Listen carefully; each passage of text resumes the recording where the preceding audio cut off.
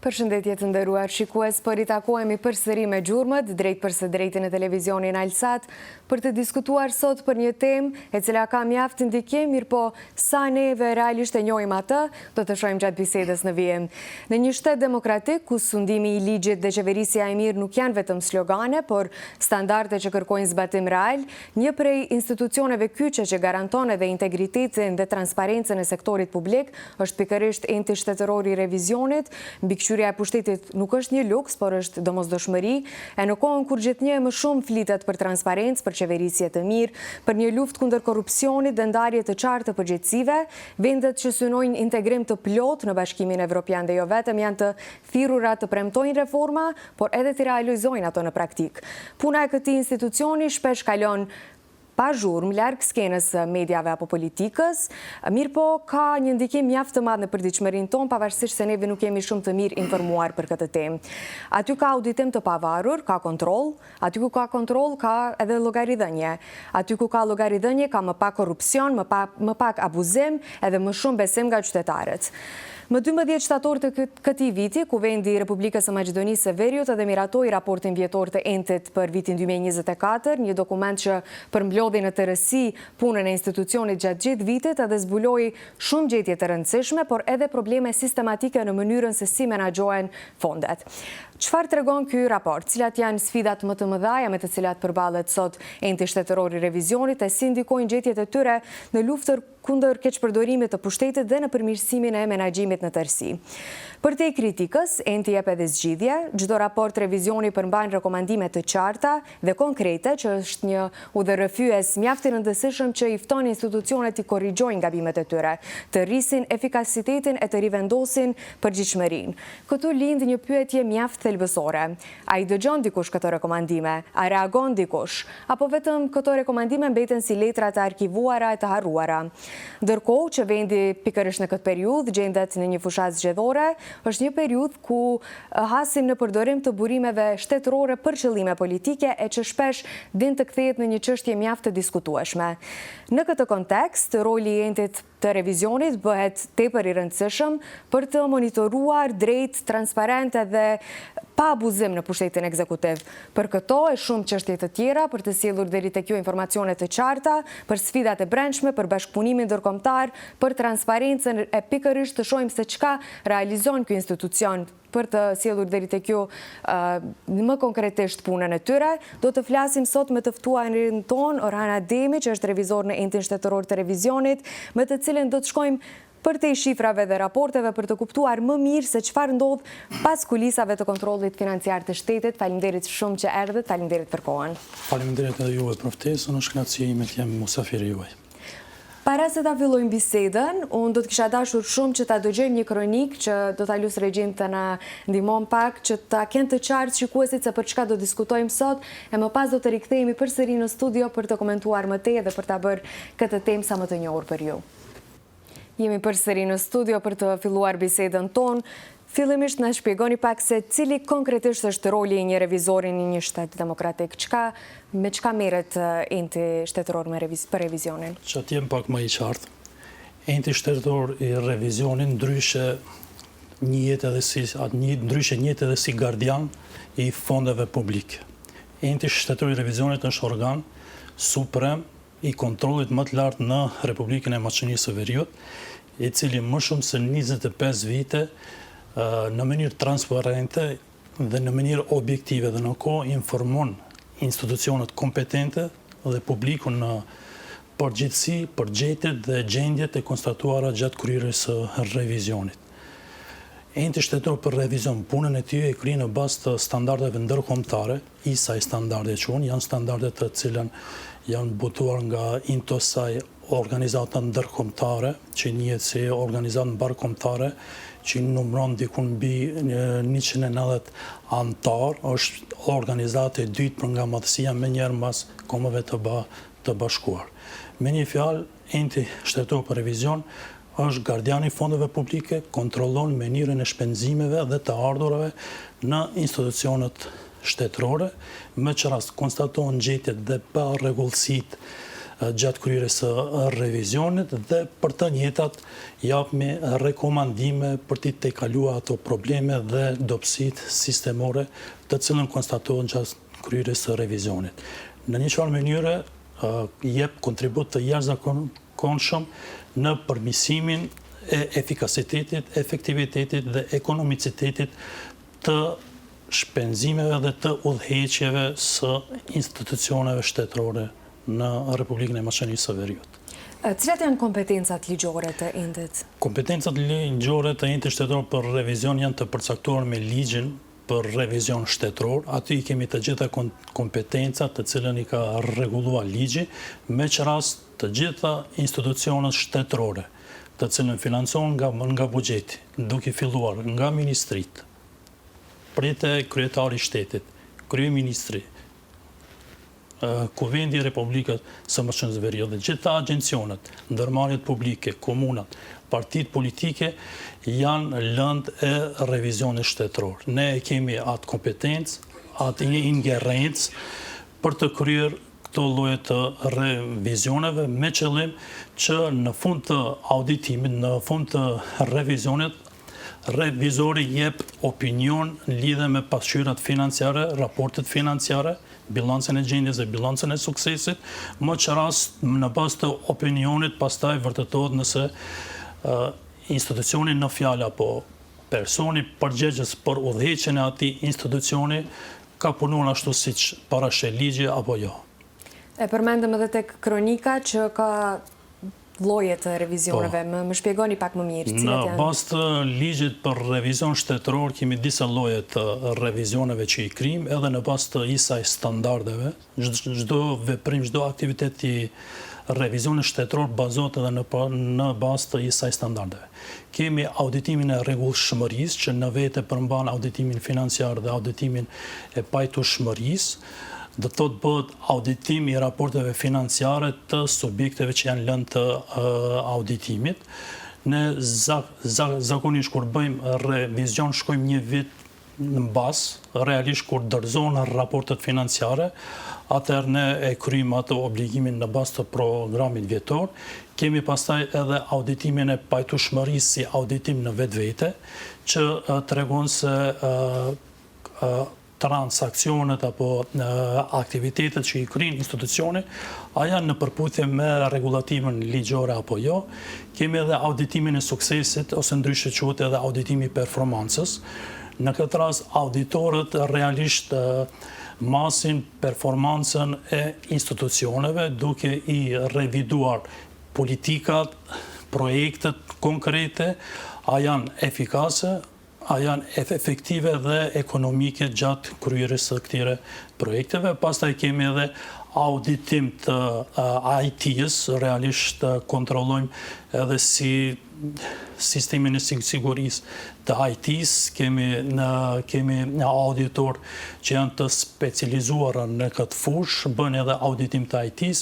Pastaj kemi edhe auditime të shpejta, janë auditime të shpejta që në 2 vitet e fundit realisht kemi filluar me këto lloj të auditimeve, kur ka interes të madh publik për ndonjë çështje, për ndonjë fushë dhe për ndonjë organ ose institucion, ne mundohemi ad hoc të krijojmë ekip të auditorëve, më që rast bëhet edhe ai auditim i shpejt, realisht është një lloj auditimi pajtueshmërisë me standardet e veta dhe ky lloj është duke jemi duke përdorur këtë lloj të auditimit në 2 vitet e fundit dhe kemi edhe një lloj të auditimit follow-up audit, që ndryshe, duke bërë follow-up apo duke e ndjek a janë implementuar rekomandimet që i kemi dhënë paraprakisht në raportin e revizionit shtetëror.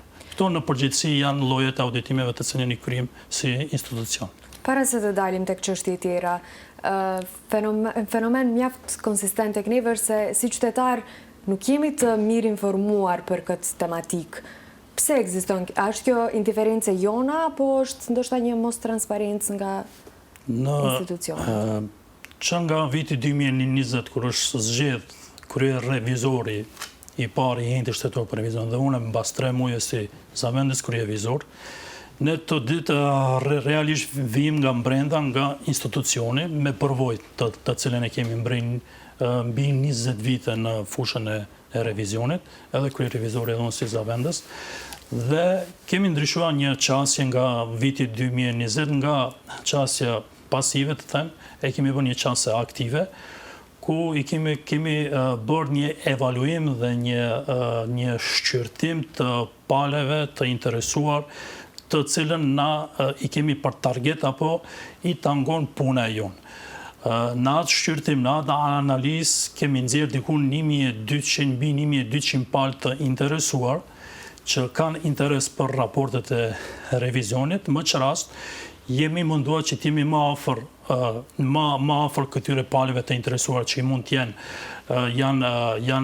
janë persona fizik, persona juridik, mund t'jenë mediume, janë qata, realisht bëhet fjallën, diku numri arrin 1200. Dhe pas përfundimit, pas kryerjes së ndonjë revizioni dhe kur e kemi gati dhe përpilojmë raportin e revizionit, ne automatikisht e publikojmë në web faqen tonë dhe të njëjtin me link të gjithë këtyre 1200 palëve të interesuar, u dërgojmë linkun deri te raporti i revizionit përfundimtar dhe për disa raporte të cilën kanë rëndësi të madhe, kemi edhe një komtesë, një njoftim ku është në pika të shkurta, sqarohen dhe analizohen gjendjet e konstatuar dhe gjetjet me qëllim që të jemi më afër mediave dhe më afër publikit. Kemi hapur edhe Facebookin ton, edhe YouTube kanal, gjithashtu kemi të gjitha rrjetet sociale, jemi të përfshirë dhe më besoni që nga viti 2020 kemi një rritje të dukshëm, një vizit të dukshëm në web faqen tonë, si edhe në Facebookin tonë, kemi edhe komente, shumicën e komenteve janë pozitive dhe jemi shumë më transparent dhe më objektiv për ndaj qytetarë. Dhe më thënë se qytetarët dojnë të shohin këto raporte, janë të aksesueshme për to në janë të aksesueshme në web faqen tonë në bazë të ligjit, sepse me ligj jemi të obliguar të njëjtë tip publikojmë në web faqe. Përveç kësaj, ne kemi shkuar edhe një hap tjetër, edhe pse nuk na obligon ligji, kemi bë mailing list të gjitha palëve të interesuar me qëllim që ti informojmë ata sa më lehtë dhe sa më shpejt dhe sa më objektiv.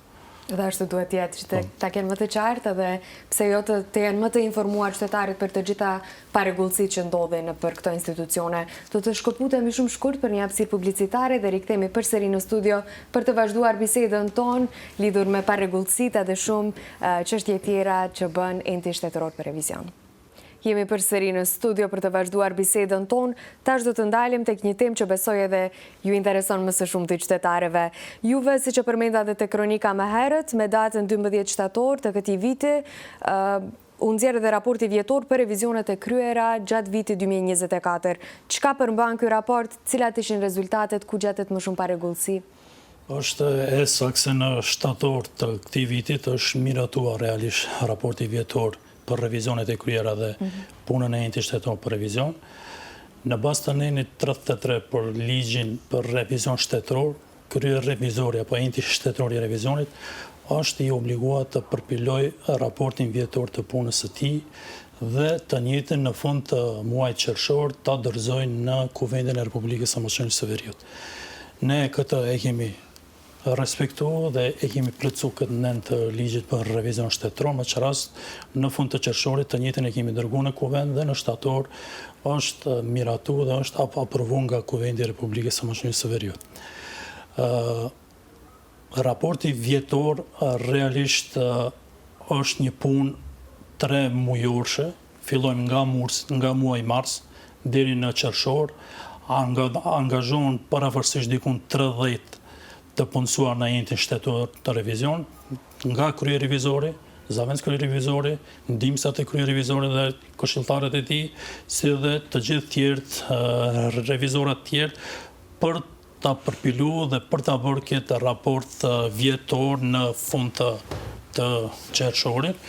është një punë, është një aktivitet mjaft i madh. Këtu përfshihen të gjitha aktivitetet, të gjitha aktivitetet që i bën enti shtetëror për revizion dhe të gjitha revizionet e kryera gjatë vitit 2024. Është një produkt që jemi krenar edhe krye revizori edhe unë si zëvendës krye revizor, numëron dikun afër 300 faqe i gjithë raporti. Mirë po, për ta bërë më të qartë për publikun dhe për palët e interesuara që janë për këtë raport, ne kemi bërë një qasje tjetër ku në 7 faqet e para e kemi thjeshtësu dhe ato të cilën nuk kanë kohë për ta lexuar realisht këtë raport voluminoz, nëse i lexojnë 7 faqet e para, mjaftojnë për ta parë një pasqyrë se çka ka bërë enti shtetëror për revizion për vitin 2024. Ato që i intereson më shumë apo dojnë të thellojnë më shumë, fillojnë vazhdimin e leximit deri në fund të këtij librit. Ne në raportin vjetor i kemi përmbledhur gjitha temat ku janë të përfshirë revizionet e kryera shtetërore, duke filluar nga drejtësia, nga arsimi, nga shëndetësia e kështu me radhë, si dhe për neve është me rëndësi sepse kemi edhe një bashkëpunim të shkëlqishëm me UNDP. Për çdo revizion mundohemi ta nxjerrmi një ndërlidhje me SDG, qëllimet të cilën janë parapara, apo qëllimet për zhvillimin e qëndrueshëm të përfshira në revizionet, dhe në raportin vjetor i kemi të përfshira dhe gjitha ato qëllimet që janë përkrahur dhe janë prekur nga revizionet tona të kryera. Për vitin 2024 ne kemi kryer gjithsej 88 revizione. Nga ato 72 revizione janë të rregullshmërisë, 10 i kemi revizione të performancës, 4 i kemi revizione të IT-s dhe 2 revizione të pajtueshmërisë.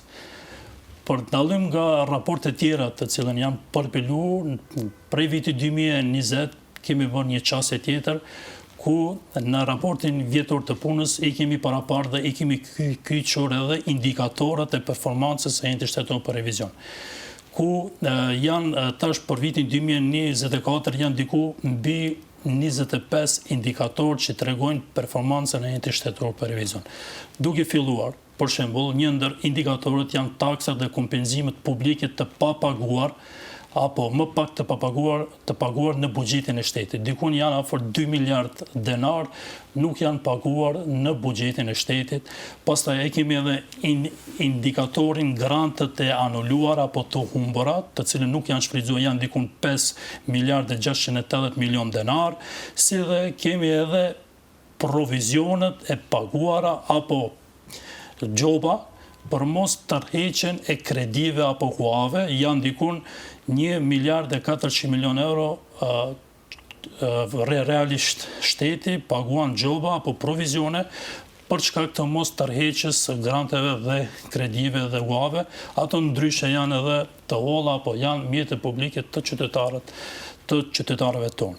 Qytetarët vetë se nuk e dinë që ekzistojnë këto problematika, andaj edhe duhet të jenë të informuar dhe të mirë informuar dhe të jetë më e qasshme kjo si problematikë të shoqëria jonë, se nuk e dinë se ku shkojnë këto fonde. Sa një ndër indikatorët të cilën e kemi cek në raportin vjetor është edhe shuma totale e parregullsive të konstatuar në prokurorimet publike, ka dikun afër 1 miliard 779 milion denar. E kemi edhe një shifër, është 1/18, ne e quajmë këtë shifër për vitin 2024, që do të thotë nga indikatorët e performancës së enti shtetëror për revizion. I bjen se nëse shteti apo Ministria e Financave financon në entin shtetëror për revizion 1 denar, ne u akthejmë Ministrisë Financave apo buxhetit të shtetit 18 denar. Do të thotë nëse buxheti i enti shtetëror për revizion ka cifrën dikun 5 milion euro, ne nga puna jonë, nga performanca jonë, u akthejmë 18 fishin e buxhetit që është i dedikuar për entin shtetëror për revizion. Cilat prej institucioneve janë shfaqur si më problematike sipas këtij raporti? Po, tua them të drejtën, gjitha institucionet të cilën janë lëndë e auditimit, i kanë ato problemet sistemore të cilën e hasime dhe gjetjet, thuaj se janë të gjitha institucionet, po më të theksuar janë institucionet ku nuk ka pas ndonjë revizion më herët. Realisht nëse disa institucione shtetërore lejen e zojnë për shembull 4 vite apo 5 vite pa mos më bën ndonjë revizion, aty fillon të keqësohet situata dhe del edhe nga jashtë kontrolli. Mirë, po ne si ent shtetëror për revizion, për shkak të kapaciteteve të kufizuara njerëzore dhe burimeve financiare, ne nuk arrijm t'i përfshijm gjitha institucionet e shtetit për atë arsye se janë diku mbi 1500 persona juridik që i nënshtrohen në revizionit shtetëror. Ne për shkak të kufizimeve të burimeve njerëzore, në bazë bëjmë programin vjetor dhe bëjnë evaluimin e gjitha e subjekteve që do t'jenë në plan në programin vjetor për vitin tjetër për të bërë. Aty ku merë pjesë apo ku është prezent moral e enti shtetëror për revizion, problematikat janë më të mëdha. Aty ku është më shpesh, eliminohen ato dhe është shumë më mirë. Kështu që këto kontrole janë të patjetërsueshme. Sa shpesh bëhen këto kontrole nëpër institucionet?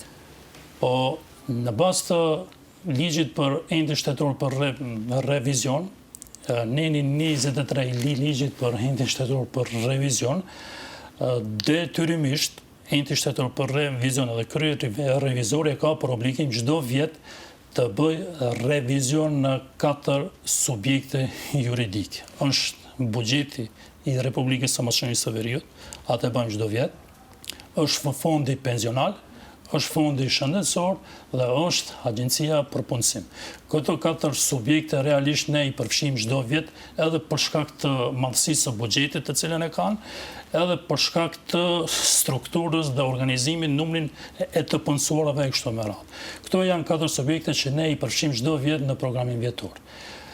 Të gjitha subjektet tjera janë lëndë e evaluimit në bazë të aktit të brendshëm të cilën e kam dhe në bazë të qëllimeve strategjike 3 vjetore që i ka parapara enti shtetëror për revizion, bëhet evaluimi i tyre, shqyrtohen gjitha kriteret dhe pastaj kryer revizori është ai që vendos cilat subjekte do jenë lëndë e revizionit për vitin tjetër. Cilat janë disa prej shkeljeve më të zakonshme që i hasni gjatë këtyre kontrollave? Shkeljet më të zakonshme janë realisht në furnizimet publike, janë dobësi të cilën janë në fazën e planifikimit të prokurimeve publike, paraqiten edhe pa rregullsi në përgatitjen e dokumentacionit të tenderit, kemi parë rregullsi, kemi dobësi të jashtëzakonshme edhe në fazën e realizimit të kontratës, pasi të kryhet tenderimi, si dhe janë edhe pa rregullsi në vlerësimin e ofertave, a janë reale oferta apo janë me çmim mbi tregun mbi çmimet e tregut. Këto janë më së shumti parregullsi që konstatohen.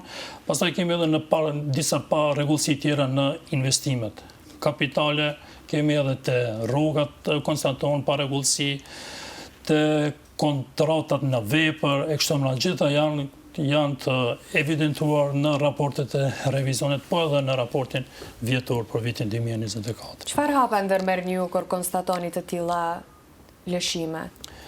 Nëse i konstatojmë këto lëshime në bazë të ligjit, ne jemi të obliguar çdo raport të revizionit shtetëror ta dërgojmë në Kuvendin e Republikës së Maqedonisë së Veriut dhe në institucionin përkatës të cilën është kryer revizioni. Të njëjtët kanë afat 30 ditë të dërgojnë vërejtjet e draft versionit të raportit të revizionit, pasi kalojnë ato 30 ditë të revizionit, e përpilojmë raportin përfundimtar të revizionit. Nëse konstatohet keq përdorime, apo kemi ndonjë indicie për vepër penale, atëherë revizorët e autorizuar shtetëror duhet të veprojnë në bazë të nenit 35 për të ligjit për revizion shtetëror, ku thuhet se nëse revizori i autorizuar shtetëror has në indicje për keq përdorime apo për ndonjë vepër penale,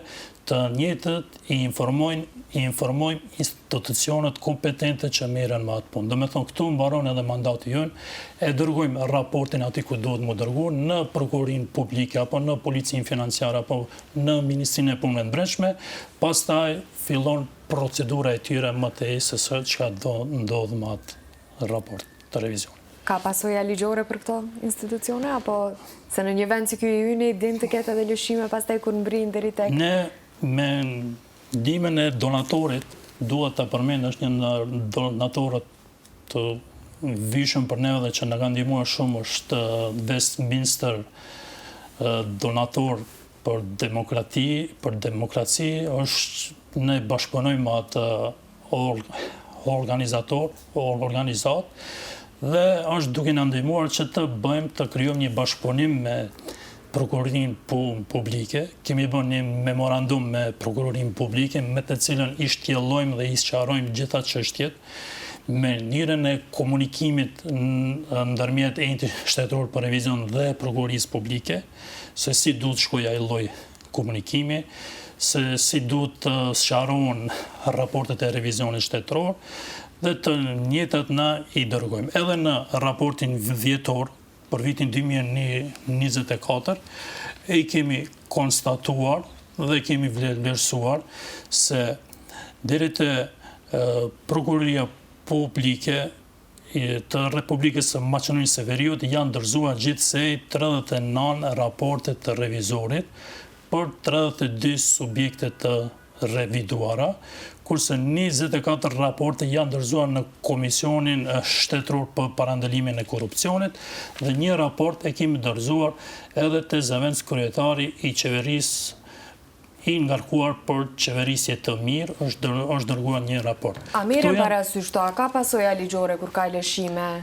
Këto raporte ne i dërgojmë deri te këto apo aty mbaron kompetenca institucione, pastaj kompetenca jonë mbaron aty, por ne kemi edhe informata të kthyeshme, realisht kemi feedback nga to, për shkak të memorandumit të cilin e kemi nënshkruar me ta, na informojnë deri ku është procesi, deri ku a ka mbaruar apo nuk ka mbaruar, dhe çdo nevojë nëse ka prokuroria, kuptohet, e kanë komunikimin me revizorat shtetëror dhe me ekipin të cilën kanë bërë auditim në teren, i shkëmbejnë të gjitha informatat, evidencat, provat e kështu me radhë.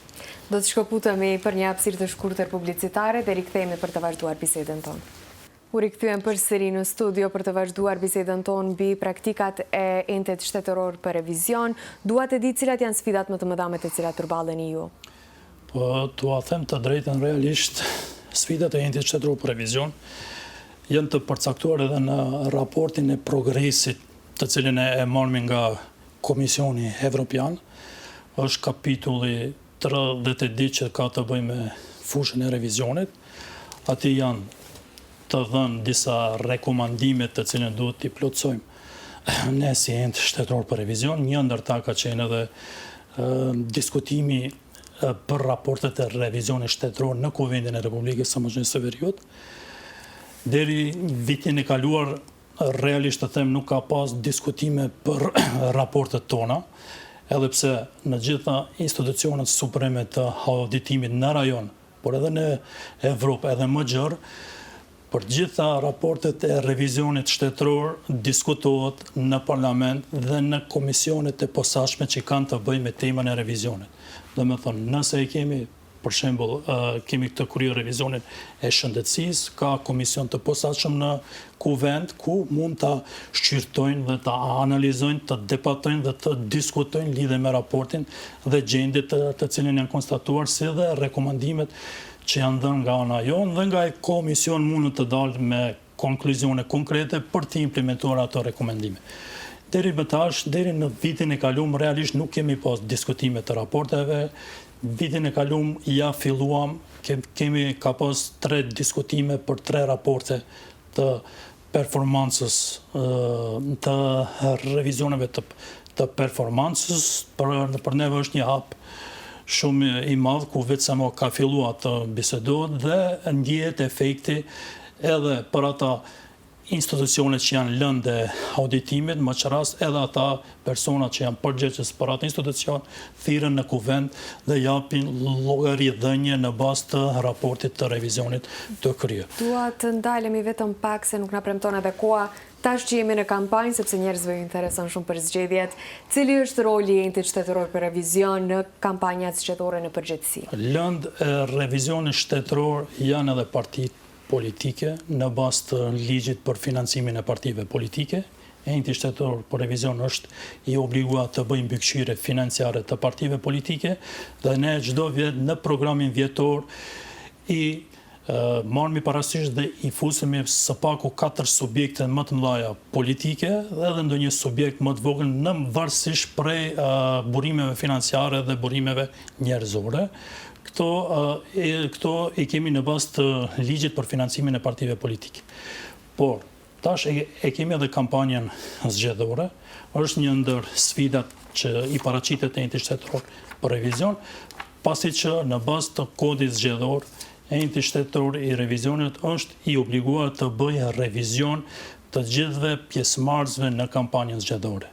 Sipas informacioneve të fundit, dikun janë mbi 150 pjesëmarrës. Kjo neve do na kushtoj kokëdhembje, realisht ju them, se ne për të gjithë këto pjesëmarrës ne duhet të bëjmë raport të revizionit, të kryet revizion, duke i marrë parasysh burimet financiare dhe burimet njerëzore, do e kemi problem sepse për të gjithë këta na duhet të përpilojmë raport të revizionit. Ato janë të obliguar, siç e dini, në bazë të kodit zgjedhor të na dërgojnë të gjitha raportet për donacionet në 10 ditët e para, pastaj në gjatë ditët kur mbarojnë kampanja, përsëri kemi raport të donacioneve nga partitë, nga pjesëmarrësit, si dhe raportin përfundimtar apo raportin total që e bëjnë partitë politike për gjithë kampanjën. Ne jemi ata që e bëjmë kontroll dhe japmi opinion, a do jetë opinion pozitiv, negativ, varet prej sjelljes së tyre dhe a kanë punuar në bazë të ligjit apo kodit zgjedhor. Ju falenderoj shumë për kohën, ju falenderoj për bisedën, falenderoj që pranuat të ishit sot dhe të ndanit sa më shumë informacione për qytetarët. Shumë falenderoj edhe nga ana juaj për ftesën dhe për që ma mundësuat jem shumë më i qartë për publikun se çka është roli i entit shtetëror për revizion. Falenderoj. Të nderuar shikues, ishte kjo e tëra që kishim përgatitur për sot, bashkë do të takohemi edhe nesër, deri atëherë, mirupafshim.